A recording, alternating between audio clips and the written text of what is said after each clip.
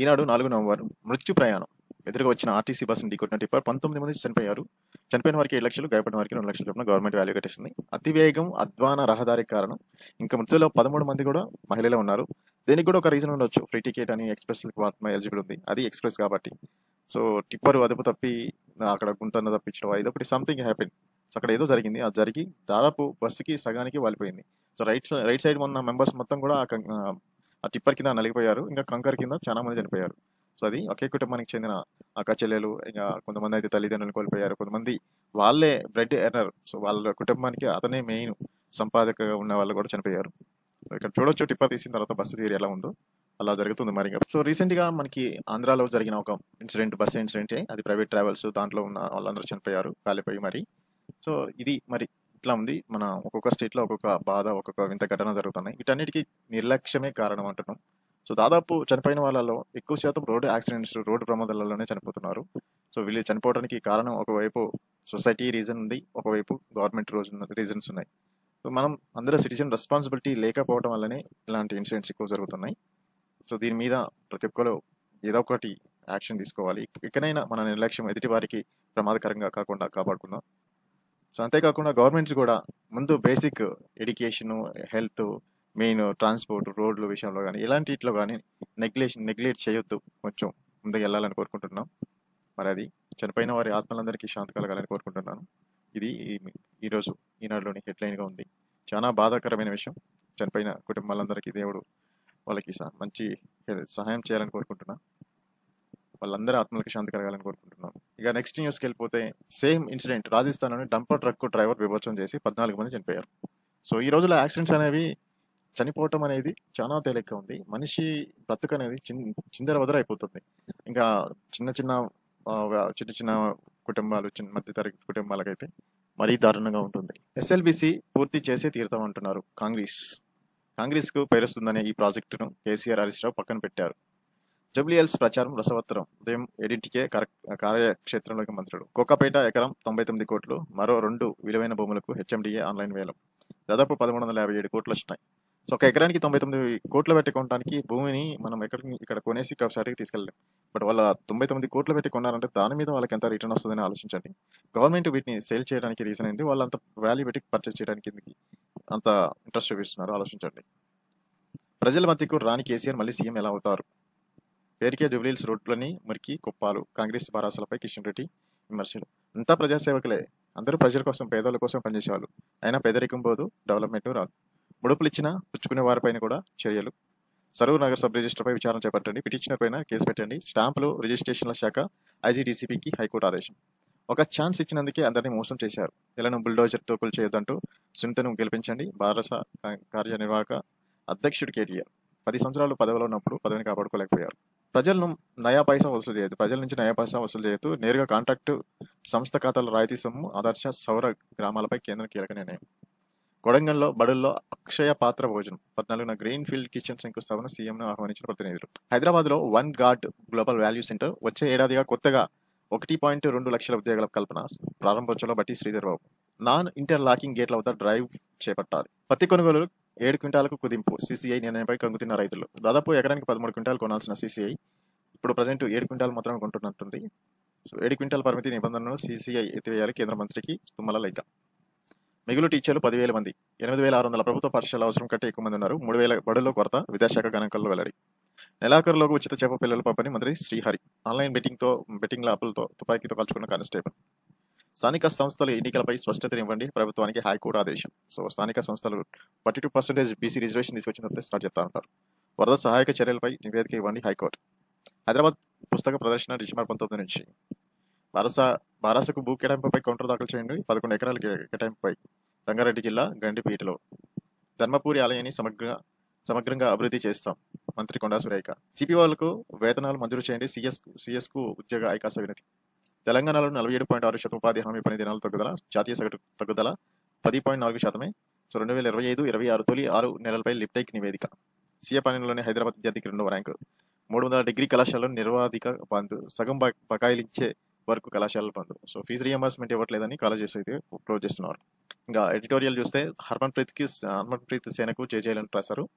FDI foreign direct investment. So దీని గురించి ఒక ఇన్ఫర్మేషన్ ఇచ్చారు. క్యాన్సర్ పై 2 సార్లు గెలిచాడంటూ రాశారు ఇతని పేరు. ఇంకా దయనీయ స్థితిలోని గ్రామీణ జీవనోపాధ్యాయులకు శరాఘాతం. సో మనకు తెలుసు మహాత్మా గాంధీ గ్రామీణ ఉపాధి పథకం కింద 100 పని దినాలు ఇవ్వాలి, కానీ అలాంటివన్నీ కొన్ని చోట్ల తీసేశారు. లోక్సభలో కేంద్రం వెల్లడించిన వివరాలు ఏంటి? దయనీయ స్థితిలో మెరుగైన జీవితాన్ని ఆశించి భారతీయ పెద్ద సంఖ్యలో గల్ఫ్ దేశాలకు వలస వెళ్తున్నారు. సో వలస వెళ్ళే దాంట్లో సౌదీ అరేబియాకు, యుఏకి, Kuwait, Qatar, Oman, Bahrain. So ఈ దేశాలలో ఎక్కువ మంది వాళ్ళ యొక్క ప్రాణాలని కోల్పోతున్నారు. అక్కడికి వలసలు వెళ్ళి ఎక్కువ సంపాదించాలని ఆశతో ఇక్కడ ఉన్న పరిస్థితులని, ఇక్కడ ఉన్న వాళ్ళ యొక్క అవసరాలని అక్కడికి తీసుకెళ్లి వాళ్ళ ప్రాణాలను తోడేస్తున్నాయి. అతివేగంతోనే 84% ప్రమాదాలు, డ్రైవర్ల నిర్లక్ష్యంతో రక్తమడుతున్న రహదారులు. 2014 నుంచి 2.57 లక్షల ఘటనలు, 83,000 మరణాలు. చూడండి ఇక్కడ లిస్ట్ ఇచ్చారు. రాష్ట్రంలో ప్రమాదాలు ఇంతగానో జరుగుతున్నాయి. ఈ 2014 నుంచి 2025 వాటికి కూడా ప్రమాదాలు, చనిపోయేవారు రోజు రోజుకి పెరుగుతూనే ఉన్నారు. అతి వేగంతో 84 మంది, రాంగ్ సైడ్ డ్రైవింగ్తో 4, డ్రంక్ అండ్ డ్రైవింగ్లో 2, ఇతర కారణాలకు 10%. ఇలా రోజు రోజుకి చనిపోతూనే ఉన్నారు. ఉపరాష్ట్రపతి, రాష్ట్రపతి, ప్రధాని, సీఎంల దిగ్బంతి. 69 కిలోమీటర్లకు 50 మృత్యు మలుపులు. రక్తమడుతున్న హైదరాబాద్ బీజాపూర్ రహదారి. 5 ఏళ్లలో ప్రమాదాలలో 211 మంది మృతి. ఓవర్లోడ్ స్పీడ్, టిప్పర్లు, లారీ భద్రత చర్యలు శూన్యం. ఇది మాత్రం వాస్తవం. ఆర్టీసీ బస్సుల్లోని బ్లాక్ బాక్స్ ఐ అలర్ట్, ఇది ఖచ్చితంగా పెట్టాలి. మైనింగ్ అక్రమ రవాణా ఆపేవారే లేరా? అడ్డుకట్ట వేయని ప్రత్యేక టాస్క్ ఫోర్స్ అదత్యతంగా కంకర తరలింపు. ఇక హైదరాబాద్ యమ కంకర డీలా, దూసుకొచ్చిన విభత్సంతో చితికిన బతుకులు, అయిన వారిని కోల్పోయిన మిన్నంటి రోదనలు. సో ఇది మరి పరిస్థితి. ఎంత దారుణంగా ఉన్నాయంటే ఈ రోజులో రోడ్డు యాక్సిడెంట్లు తలుచుకోలేము, అంత దారుణంగా ఉన్నాయి. సైబర్ నేరాలకు సహకారం, 3 అరెస్ట్. ఖైరతాబాద్ అధిక లోడు, అతివేగం, అదిపేది. నగరంలో ఇష్టారీతిన టిప్పర్ల చక్కర్లు. సో అసలుకి భారీ వాహనాలు అనేవి సిటీలోకి ఎంటర్ కాకూడదు. అవి హైవేస్ నుంచి లేకపోతే నైట్ టైంలోనే ఎంటర్ చేయాలి. అలాంటి డ్రైవర్లు నిర్లక్ష్యం ఉంటున్నారు, అంతే ఆఫీసర్లు వాళ్ళ యొక్క డ్రైవింగ్ సంబంధించిన వెరిఫికేషన్లో నిర్లక్ష్యం ఉంటున్నారు. సో సరైన నిర్ణయంతోనే ఉజ్వల భవిత్య. మియాపూర్లో శ్రీ చైతన్య కళాశాల ప్రాంగణంలోని జాతీయ స్థాయిలో బీసీ రిజర్వేషన్ల ఉద్యమం చేయాలి. అనుమతులు లేకుండానే అడ్డగోలుగా కనెక్షన్లు. సైబర్ సిటీలో సర్కిల్ విజిలెన్స్ విచారణలో కదులుతున్న అక్రమాల డొంక. ఐఐటిహెచ్లో నైపుణ్యాభివృద్ధి కేంద్రం. ఫ్యాబ్ సిటీలో ఐటీ సంస్థల పరిశ్రమలు. ప్రపంచవ్యాప్తంగా ఆర్య వైశ్యులకు అండగా IVF, international Vysya federation. IVF అంటే జాయింట్ స్టాఫ్ కౌన్సిల్ సంఘాలతో సమావేశం నిర్వహించండి సిఎస్కు ప్రభుత్వ ఉద్యోగులు. ఇది న్యాయ వ్యవస్థను అపహాస్యం చేయడమే. హైకోర్టులో జడ్జిగా నియమించాలన్న వ్యక్తి అభ్యర్థనపై సుప్రీం అసహనం. జూబ్లీ హిల్స్ ప్రచారంలో నిర్లక్ష్యం వద్దు.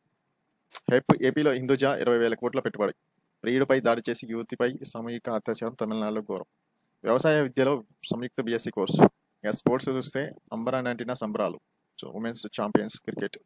దిగ్గజాల చేతిలో కలల కప్. కోట్ల రూపాయల వజ్రాల హారం. Worlds women cricket champion T20. Hats off అమ్మాయిలు.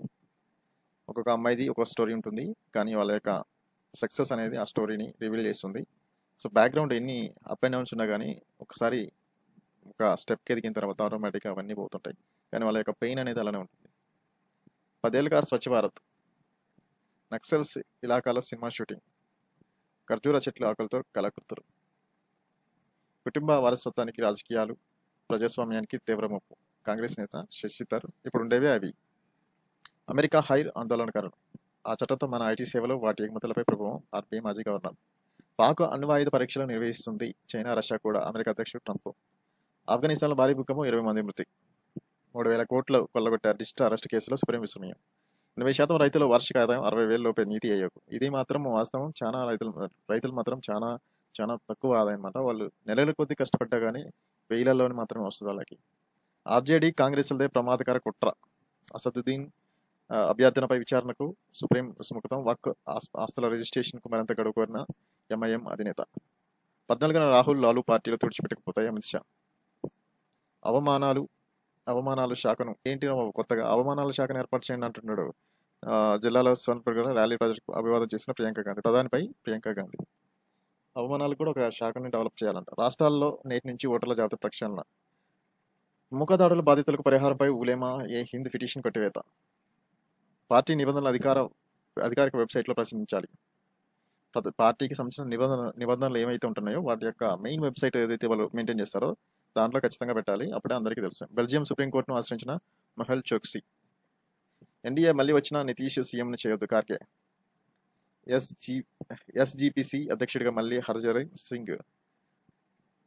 జైన సన్యాసి నిరాహార దీక్ష. ఎందుకో దాదర్ కబూతర్ ఖాన్ను ప్రారంభించాలంటూ 45 మంది పాలస్తీనుల మృతదేహాలను అప్పగించిన ఇజ్రాయెల్. బీహార్లో భాజపా ప్రచారాన్ని పరిశీలించిన దౌత్యవేత్తలు. కనీస హాజరు లేని న్యాయ విద్యార్థుల్ని పరీక్షకు రాయకుండా అడ్డుకోవద్దు ఢిల్లీ హైకోర్టు. సుఖీభవ హెడ్లైన్స్లోనే హెల్త్ గురించి ఇచ్చారు. సమ్ ఇంపార్టెంట్ హెల్త్ టిప్స్ ఉంటాయి. Next back page final.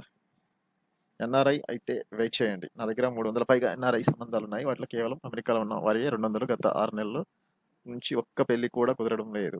పెళ్లి సంబంధాలు. రామచక్కని సీతమ్మకు చక్కనైన గజవాహనం. చేజారితే చెల్లింపులకు క్రెడిట్ కార్డును వినియోగిస్తున్నారా? ఈ క్రమంలో అంకెలను సరిగ్గా ఎంటర్ చేస్తున్నారా? ఏమాత్రం ఏమార్పాటుగా ఉన్నా జేబుకు చిల్లు పట్టట్టే జాగ్రత్తగా ఉండండి క్రెడిట్ కార్డు యూజ్ చేసేటప్పుడు మాత్రం. ఇక్కడ అబ్బో ఎంత పొడగు 6 అడుగుల 10 అంగుళాల ఎత్తు ఉన్న శ్రీలంకకు చెందిన నెట్ బాల్ ప్లేయర్. బిజినెస్లోని ఏమి ఇంపార్టెంట్ ఉన్నాయి. న్యూ సెల్సియన్ నుంచి ఒక కణ జన్యు చికిత్సలు. భారత్ బయోటెక్ అనుబంధ సంస్థ. జనం వ్యాలీలో విశాల ప్రాంగణం. డాక్టర్ కృష్ణ ఎల్ల. 20 ఏళ్లలో 50 రెట్లు వృద్ధి. 91 లక్షల కోట్లు దాటేసిన బిఎఫ్ఎస్ఐ. బజాజ్ ఫినాన్సర్ ఎంసీఏ నివేదిక. అనిల్ అంబానీ ఇల్లు సహా 7,500 కోట్ల ఆస్తులు జప్తు ఈడీ. ముఖేష్ అంబానీ ఒకవైపు దూసుకెళ్తున్నారు, ఒకవైపు అనిల్ అంబానీ వెనక్కి వచ్చేస్తున్నారు. 2030 కల్లా 26.4 లక్షల కోట్లు. భారత్ బయో ఎకనామీ రంగంపై నీతి ఆయోగ్ నివేదిక. టైటాన్ లాభం 1120 కోట్లు. లెన్స్కార్ట్ నుంచి ఏఐ స్మార్ట్ గ్లాసెస్ 2.25 లక్షల కోట్లు పెరిగిన సంపద. పబ్లిక్ ఇష్యూకి మీషో అండ్ షిఫ్ట్ రాకెట్. ఇక సినిమా మనకంత ఇంపార్టెంట్ కాదు, బట్ బాహుబలి పేరు పెట్టడం సంతోషాన్ని ఇచ్చింది. ప్రతిభలోని ఈరోజు ఏమొచ్చినాయి? కరెంట్ అఫైర్స్ వచ్చి ప్రపంచ వ్యాపార నాయకత్వం చేసిన విశేష కృషికి ప్రతిష్టాత్మక 2025 కామన్ ఇంటర్నేషనల్ అవార్డు గెలుచుకున్నారు కేరళకు చెందిన ఎన్ఆర్ఐ వ్యాపార యూనస్ అహ్మద్. సో ఈ 2 వచ్చేసి సపరేట్ చేస్తాను. Please support my channel. Thank you.